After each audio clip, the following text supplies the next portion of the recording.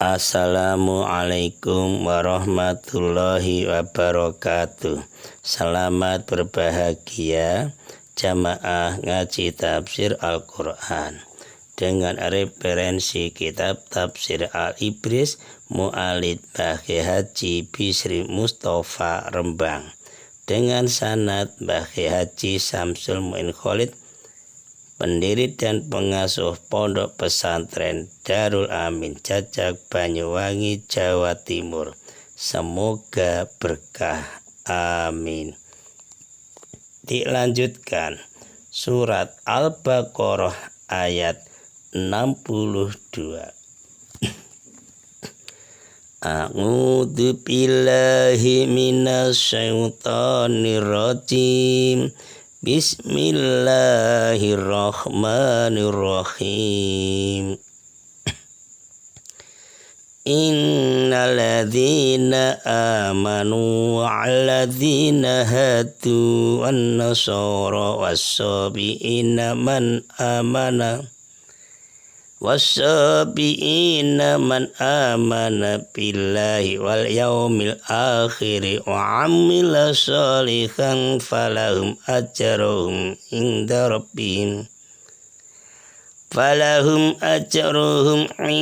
rabbihim wala khaufun alaihim wala hum yahzanun. Innalladzina satamani wong akeh amanu kang padha iman sapa alladzina waladzina lan wong akeh mereka hadu kang padha Yahudi sapa alladzina wa nasara lan wong nasara wasabiina lan golongan wong saibah. Man utawi sapane wong amana kang padha iman sapa man billahi kelawan Allah Ta'ala wal yaumil akhir lan ing dina kang akhir wa amila lan wong kang ngamal sapa man sholihan ing ngamal kang bagus falahum mangka iku tetep keduwe man amana ajarum utawi ganjarane man amana ing rabbihim ing dalem ngersane pangerane man amana wala khaufun lan ora ana kekhawatiran iku maujud ngalaihim ing atase man amana walahum lan ora ana hum utawi man amana iku yasanuna podo susah sapa man amana orang yang beriman. Keterangan surat Al-Baqarah ayat 62 dengan tema pahala bagi orang yang beriman dengan subtema Allah menjelaskan bahwa semua golongan agama lain pada masanya sebelum Islam datang kepada Kanjeng Nabi Muhammad SAW, jika mereka beriman dan bertobat, tentulah mereka mendapat pahala di dunia dan akhirat seperti yang diperoleh orang-orang mukmin lainnya. Keterangan dalam surat Al-Baqarah ayat 62 ini Allah menjelaskan bahwa tiap-tiap umat atau bangsa pada masa itu yang benar-benar berpegang pada ajaran para nabinya serta beramal soleh, beramal kebaikan akan memperoleh ganjaran atau pahala di sisi Allah karena rahmat dan magfirahnya Allah ini. Karena ini yang harus jadi alasan kuat. Karena apa? Rahmat dan magfirahnya Allah selalu terbuka untuk seluruh hamba-hamba Allah. Perlu dicatat di dalam pemikiran kita masing-masing biar tidak salah paham. Orang-orang mukmin dalam ayat ini ialah, dalam ayat ini, orang yang mengaku beriman kepada Kanjeng Nabi Muhammad SAW dan mengakui betul itu Muhammad utusan Allah dan menerima segala yang diajarkan oleh Kanjeng Nabi itu sebagai suatu kebenaran dari sisi Allah. Ini kita masuk ini enggak? Masuk orang-orang mukmin enggak? Ini yang tahu kita sendiri. Kalau kita tidak percaya pada Kanjeng Nabi sebagai utusan Allah, sudah tidak masuk. Nah. Sabiin, apa sih sabiin? Sabiin ialah umat sebelum Kanjeng Nabi Muhammad SAW. Yang mengetahui adanya Allah Maha Satu. Ya. Tapi dia yakin Allah itu Maha Satu. Dan dia mempercayai adanya pengaruh bintang-bintang. Nah, bintang itu sudah diketahui itu yang menciptakan Allah. Nah, ini berarti orang sabiin juga mendapat rahmat maghfirahnya Allah. Karena dia yakin adanya Allah Maha Satu. Sedangkan pengertian beriman ialah, ini dijelaskan oleh Kanjeng Nabi SAW ketika malaikat Jibril AS menemuinya. Nabi berkata dalam hadis dijelaskan Imam Muslim dari Umar bin Khattab dari Umar radhiyallahu anhu, agar kamu beriman kepada Allah, malaikat-malaikat Allah, kitab-kitabnya Allah, rasul-rasulnya Allah, hari kiamat, dan kamu percaya qada baik atau qada buruk. Jadi di sini yang maksudnya beriman itu ada enam. Iman kepada Allah, malaikat, kitab, rasul, hari kiamat, qada dan qadar. Itu satu paket yang sudah tertanam dalam sanubari kita yang paling dalam. Itu namanya beriman. Saya kira semuanya lebih hebat imannya. Tapi kita tidak boleh aku loh imannya lebih hebat daripada kamu. Itu tidak boleh. Bahkan kita merasa imannya paling bawah sendiri di umatnya Allah, di hambanya Allah. Orang Yahudi,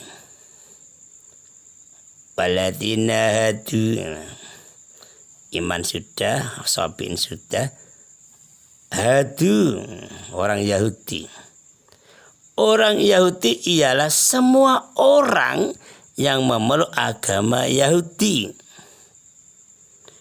Mereka dinamakan Yahudi karena apa? Karena kebanyakan mereka keturunan dari Yahudi. Siapa sih Yahudi? Yahudi adalah salah satu seorang keturunan Nabi Yakub. Nabi Yakub yang punya gelar Israel. Jadi tahu sejarahnya, oh Yahudi asalnya ini. Memang Nabi Yakub putranya kan 12, ada yang namanya Yahudi. Ya, Nabi Yakub yang punya gelar Israel. Orang-orang Nasrani ya, ini juga mendapat, Yahudi Nasrani juga mendapat rahmat dan maghfirahnya Allah. Jadi betul-betul juga mendapat ganjaran di sisi Allah. Asalkan apa? Mengamalkan ajaran para nabinya mereka dengan perbuatan yang baik dan ikhlas. Sekarang orang Nasrani. Orang-orang Nasrani ialah orang-orang yang menganut agama Nasrani. Nah, Kata Nasrani diambil dari nama suatu daerah Nasiroh atau Nazaret yang berada di negara Palestina. Itu tempat Nabi Isa dilahirkan.